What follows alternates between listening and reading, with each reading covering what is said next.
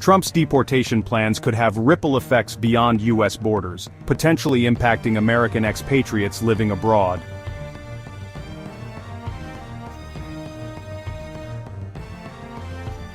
For U.S. expats, this serves as a reminder of how domestic immigration policies can have global consequences.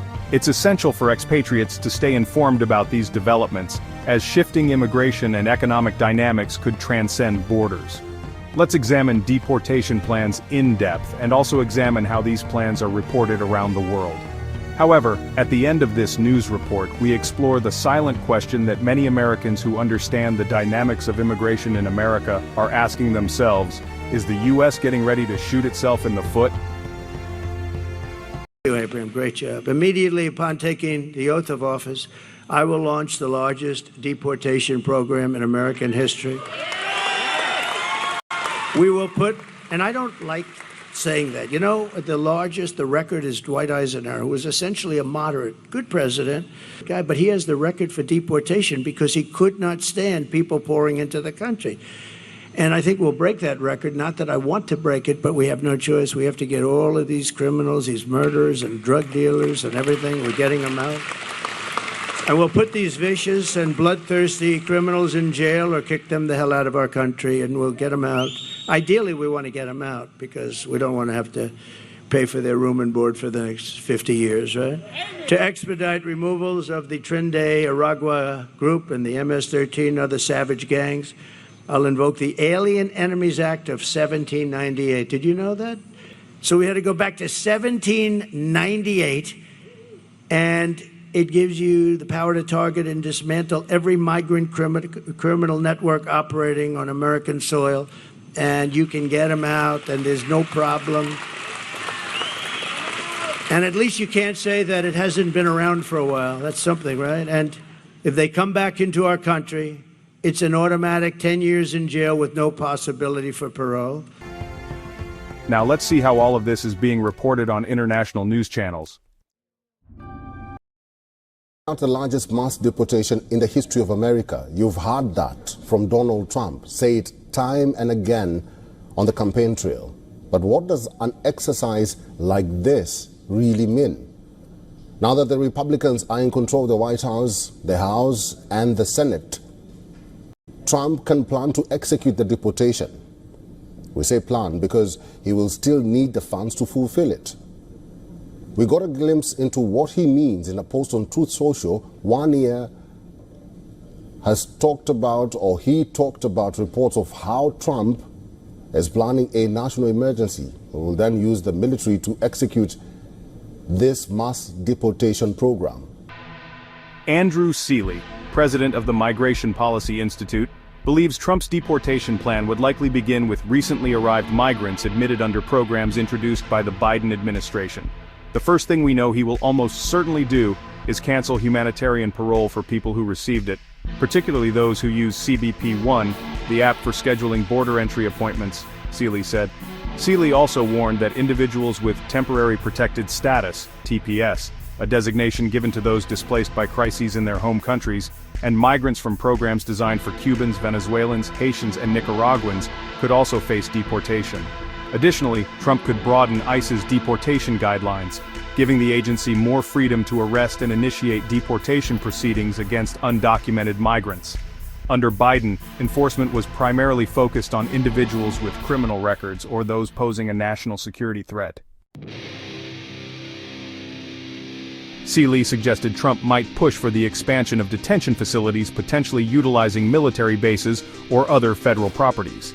This could involve invoking the Alien Enemies Act of 1798, allowing Trump to justify detaining individuals without due process and involving military support in immigration enforcement. Seeley also highlighted that enforcement actions are more likely to intensify in Republican-controlled states, where local law enforcement is typically more cooperative with federal immigration authorities. In contrast, blue states are less likely to allocate resources toward immigration enforcement, though they rarely outright refuse to cooperate. Trump's transition team responds. When asked for details about Trump's deportation plans, Trump transition spokesperson Caroline Leavitt stated, The American people re-elected President Trump by a resounding margin, giving him a mandate to implement the promises he made on the campaign trail. He will deliver. Key appointments, signal enforcement priorities. Trump recently announced Tom Homan as his border czar to oversee both the northern and southern U.S. borders. Homan previously served as acting ICE director during Trump's first term. While border czar is not an official cabinet position, Homan has signaled that enforcement would focus first on public safety threats and national security risks. He also hinted at the likelihood of increased workplace raids targeting undocumented labor. But here's the deal. Many are asking the question, is the U.S. getting ready to shoot itself in the foot? Here's why that question is valid.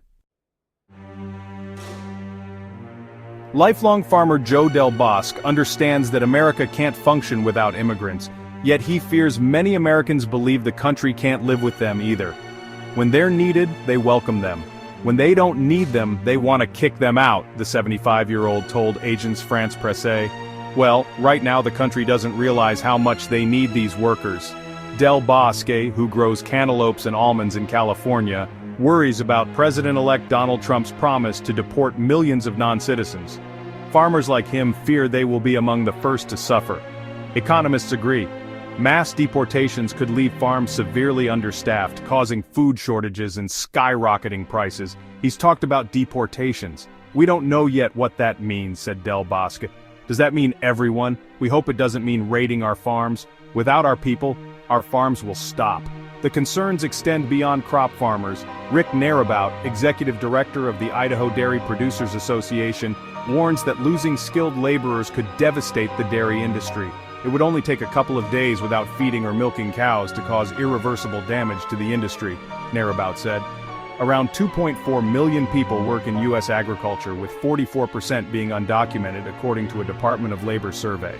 Economist David Ortega from the University of Michigan points out that despite public political rhetoric, it's widely recognized that agriculture relies heavily on undocumented workers. These workers perform essential, labor-intensive tasks like planting and harvesting, Ortega said. Many of them take on roles that U.S.-born workers are either unable or unwilling to do. Farm work is notoriously grueling. California summers can exceed 104 degrees Fahrenheit, while Idaho winters frequently drop below freezing. Narabout highlights a persistent myth, that immigrants are taking jobs from Americans. To illustrate, he recounts a contractor's attempt to fill 6,000 agricultural positions. They received fewer than 30 domestic applications. Only 12 led to interviews, and just 2 resulted in hires. Neither worker stayed until harvest. Americans don't want these jobs, he said. During the presidential campaign, these nuances were lost amid slogans and fiery speeches portraying immigrants as a source of crime and economic strain. The messaging resonated with many rural voters for whom immigration was a key issue. However, California dairy farmer Tom Barcelos believes practical realities will ultimately override campaign rhetoric. I've been to Washington, D.C. and Sacramento many times, Barcelos said. The people in power understand that raiding agriculture isn't an option. Our food supply depends on these workers, and no one wants higher prices. For Narabout, the problem is clear. The immigration debate has been gridlocked for decades by political posturing. Both parties are at fault. For 20 years we've been waiting for reform, he said. It feels like there's no political will to solve the issue because it makes for an effective fundraising tool and stump speech. Del Bosque, who hires about 200 workers during harvest season, describes the current system as broken. Migrants trying to work legally get trapped in endless bureaucracy, he said. Fresh fruits and vegetables must be hand-picked. If Americans value those foods, they must understand we need a reliable workforce to ensure a reliable food supply.